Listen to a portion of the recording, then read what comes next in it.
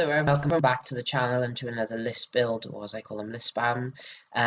This one is for Ghost Panzers, so this is a mid-war German book. It's kind of late mid-war and is used in conjunction with Iron Cross. Not a lot of formations in this book. There's a lot of formation build command cards, which just tweak formation, so it shouldn't be a very long video, but we'll go into it, and I will strive to make a list out of every formation, no matter how ridiculous they are in the books. So first formation today is the mixed Panzer company. So obviously this is the new later variants of the Panzer 3s and Panzer 4s, and they cost a bit more. They cost a bit less now though because of dynamic points, thankfully. But it's still fairly tricky to build what I would consider a decent formation. Couldn't fit any infantry, couldn't fit any spearhead in, but we do have some flame panzers, so that should do the job in regards to enemy infantry. Still have artillery in the form of Vesp, so pretty decent. And there we go. So Panzer 3s, they're all the long 5 cm, which you will see, can be upgraded. And then we have some Panzer 4s and only one HQ team. That's all we could afford for this one. Okay, so we have the Panzer 3 and 4 mixed platoons. Basically they're front armor 6, so it's gotten better. Stats are the same from the old Panzer 3s and 4s, confident, careful, veteran with last stand and remount on the 3+. The late Panzer 4's gun is now 80-11. The late 5 cm gun is the same, but if you're able to afford to change the Panzer 3 to a late 7.5, it's 89 with a 3+ firepower, and it has heat, which is pretty decent. It also has bazooka skirts now, which will help you against weapons with firepower of 5+, so your bazookas and whatnot. But there we go. So also in the formation we had the Flame Panzer platoon, so the Flame Panzer 3. So armor-wise the same as the others. It's careful, it is reluctant with a 3+ last stand, it is veteran but has a 5+ assault. Mainly because there's lots and lots of flammable stuff in this tank. They don't want to be sticking around or assaulting. But what does make it good is the flamethrower. It has 5 shots moving or halted, and it's auto firepower, so it's pretty good. The only problem is it's very, very short range, 4 inches. Okay, next formation we have the Panther company. So going in terms of ridiculousness now. So these are very expensive tanks. As you can see, our formation contains 5 tanks. So we have 1 for the HQ, and then we have 2 in 2 platoons. So a total 4. We do have some support in the form of Vesps, Scout Troops, FALLSCHIRMJÄGER. So we actually have our infantry, spearheads, and artillery. We're going to need it, because we're probably only going to be able to start with 2 Panthers if we have reserves. But yeah, I said I'd make a list out of every formation. Didn't say they were going to be any good, but here we have the Panther. So here we have the Panther stats for mid-war. So it's not the same as your late war stuff. It is aggressive, confident, with a 3+ last stand and a skill of 5+, which is actually quite similar to some of the stuff we are seeing in late war now. So good cross rating on it. Good armor at the front, and the side isn't too bad. Side 5 for mid-war, decent enough. So you can see where it's eating up a lot of points. But it has a very good gun on it, 80-14 on a 3+ firepower. So make the most out of your maximum 10 shots with these guys, because you might be swamped by a lot of other little tanks. Okay, so even less tanks now. We have the Tiger Heavy Tank Company. So if you run this, you probably won't make many friends. You most might not likely win a game either, since you've only got 3 tanks. They can't be everywhere at once. You do have some scouts though, and some FALLSCHIRMJäger, but no artillery. So there you go. They're 29 points each. This is the first we'll have seen the Tigers in my mid-war lists. But there we go. So let's have a little look at the stats on the Tiger.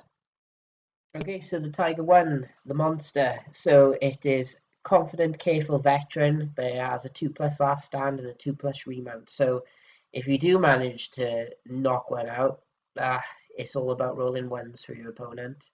Obviously, of course, if I was using it, they would be coming. You can attach a Panzer 3 up armoured or a Panzer 3 7.5 to them. And you can see they got very good armour, better side armour than the Panther, and the gun is the same. But there we go, the Tiger 1 of mid-war. Okay, so now we have the STUG late company. So obviously they look a little bit more like STUGs now that we're used to. They're very expensive though, as you can see. We can only fit 8 STUGs, only 2 platoons, but we are able to get our scouts and our FALLSCHIRMJÄGER back in to help them, because these guys don't want to assault, as we'll look and see from their stats.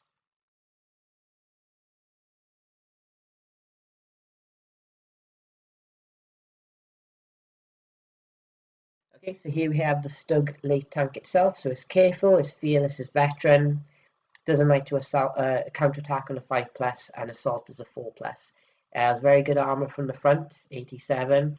What you will notice though, the cross check isn't as good, so you may want to prefer your Panzer 3s and 4s. But it does have a good gun, 80-11, 3+ firepower. It is forward firing. You can have them as the STUG, you can see from the stats, which is a 10.5 centimeter gun. It's 80-10, so it does drop down and only has one shot either way. But has a 2+ firepower. It's brutal, so it means infantry and gun teams have to reroll their saves. It has heat, so obviously doesn't drop down for long range. It's slow firing though, which means if you move, it's +1 harder to hit, and it can fire smoke. But obviously, it's your choice. It does make them. That's the same points of having 2 STUGs and 1 STUG as having 3 STUGs. So there's no increase or decrease in points there. It's purely your choice. Okay, so we have 2 build formations that slightly tweak the STUG companies. So the 189th STUG battery, basically you can add a grenadier platoon in, and obviously has an infantry support special rule as well, helping you out.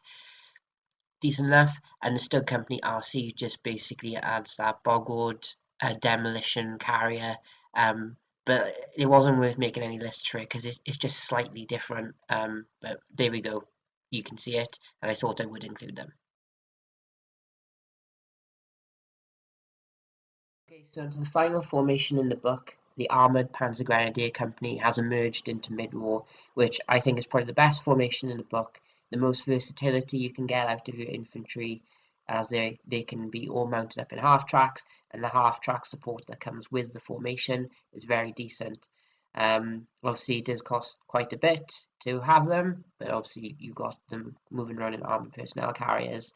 But it enabled us to get 2 platoons, 1 armoured and the HQ is armoured, so that would be your thrust onto an enemy objective. You have mortars which are armoured, you have 7.5 centimeter guns, so they're the same guns as the Panzer 3, so good. And 2 flamethrowers to help you dig out infantry.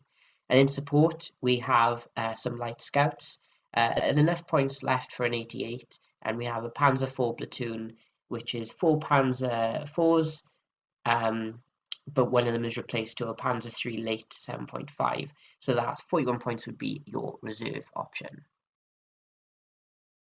So here we have the Panzergrenadier platoon. The only thing I would like to see is Panzerfaust, but they're not around yet. But overall, it's the same as your normal Panzergrenadier platoons, apart from these guys get to have half tracks, which we will see next.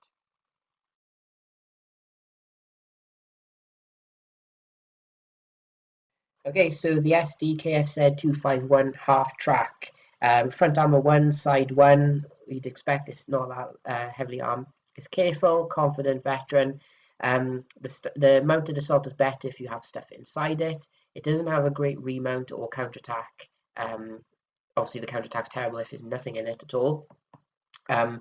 It says open top transport assault service of 5+, but obviously the more passengers you have inside, the better it is. So very good. But the best thing is it's got its MGs to help you out in the assault, and you can give it a 3.7 centimeter gun, which is always useful for dealing with lightly armored tanks and digging out infantry as well. Okay, so we have the flamethrower platoon. So all they got so much versatility in the SD KFZ 251 half track. These flamethrowers, we've only got the two of them in this list, but that is 8 shots with auto firepower. The only problem is they are short range. So if you are dealing with infantry, which most likely are with these guys, get rid of them before they can sneak up on you and kill your anti-infantry assets.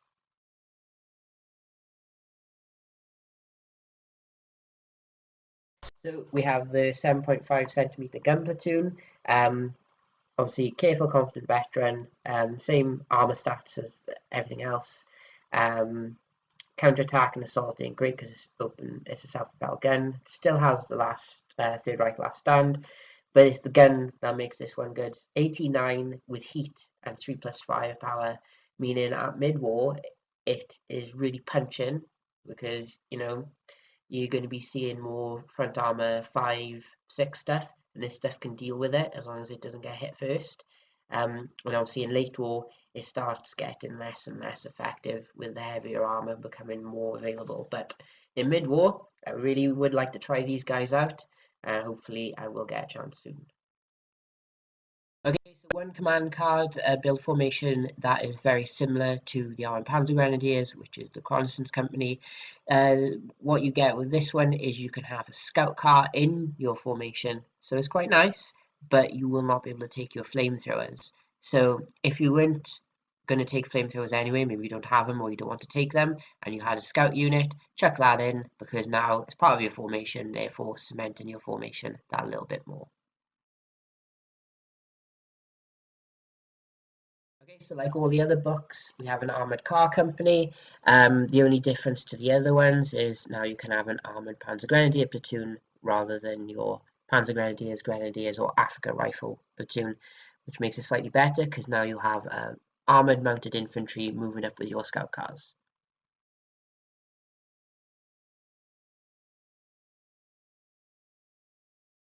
Okay, so two strange build formations here. We have the Brumbar Assault Tank Company and the Ferdinand Tank Hunter Company. So very similar to the Tigers and the Panthers. Not going to be very big on the ground in terms of armoured units, but they're there if you want to use them. So yeah, I'm not sure if I'd like to be up against a Ferdinand Tank Hunter Company or a Ferdinand anyway in mid-war. To be honest, I probably won't want to use them either.